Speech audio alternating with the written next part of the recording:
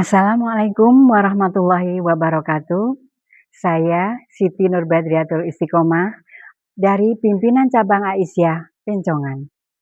Pada kesempatan kali ini kita akan membahas mengenai ketika Allah merindukan kita. Sahabat-sahabat yang dirahmati Allah, alhamdulillah wassalatu wassalamu ala Rasulillah wa ala alihi washabihi wa man walah. Ya ibadillah, adakah di antara kita yang tidak pernah mengalami masalah, mengalami ujian hidup? Masalah adalah bagian dari musibah.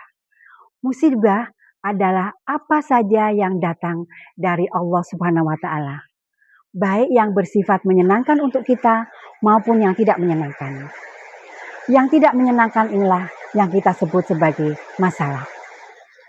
Di dalam Quran Surat Al-Baqarah ayat 155, Allah telah berfirman, "Walanabluwannakum bisyai'in minal khawf wal ju'i wa naqsi minal amwali wal anfusi was samarat wa basyiris sabirin."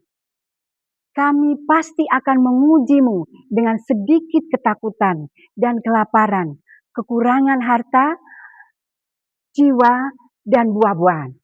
Sampaikanlah kabar gembira kepada orang-orang yang sabar. Jadi, sejatinya kita semua ini akan diuji oleh Allah. Tapi Allah telah memberikan sinyal. La yukallifullahu nafsan illa wus'aha. Allah tidak akan membebani seseorang, melainkan sesuai kemampuannya. Lantas, kenapa Allah memberikan ujian kepada kita? Sehingga kita sampai menjadi gelisah, menjadi gundah, sampai anxiety. Karena mungkin masalah dengan penyakit yang tidak sembuh-sembuh, atau masalah dengan orang lain.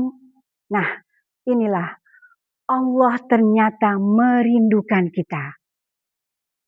Karena dengan demikian, kalau kita punya masalah, tentu kita butuh penyelesaian. Butuh penyelesaian segera. Butuh kepada Allah untuk berikan solusinya bagaimana. Ya, mungkin itulah. Karena kita terlalu sibuk, Allah memberikan masalah itu kepada kita.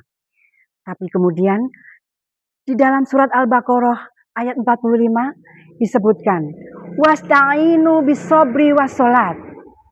Dan mohonlah pertolongan kepada Allah dengan sabar dan sholat. Mengapa sabar dan sholat?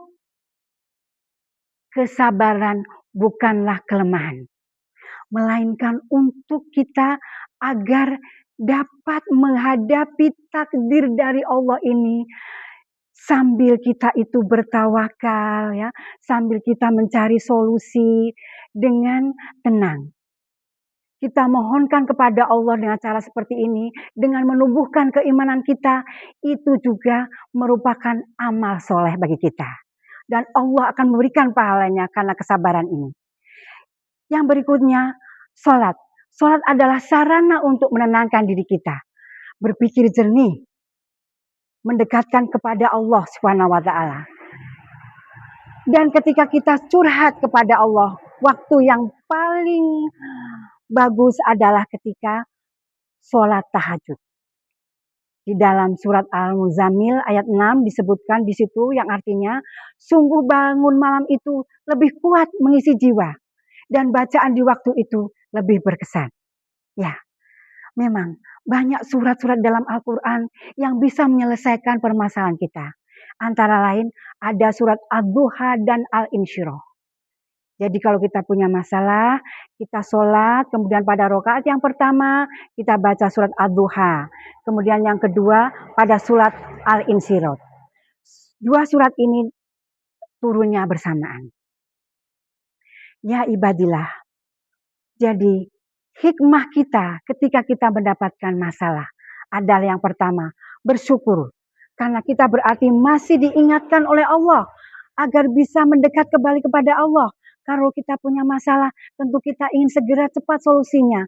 Maka kita juga tidak lupa mengucapkan istighfar, ya.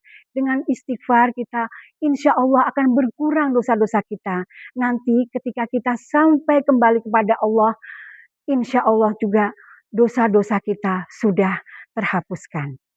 Yang kedua, rahmat Allah akan mengalir bagi mereka yang mampu untuk menjadikan musibah ini sebagai jalan pulang menuju petunjuknya. Yang berikutnya, kita selalu ingat pada janji Allah bahwa setiap kesulitan akan ada kemudahan.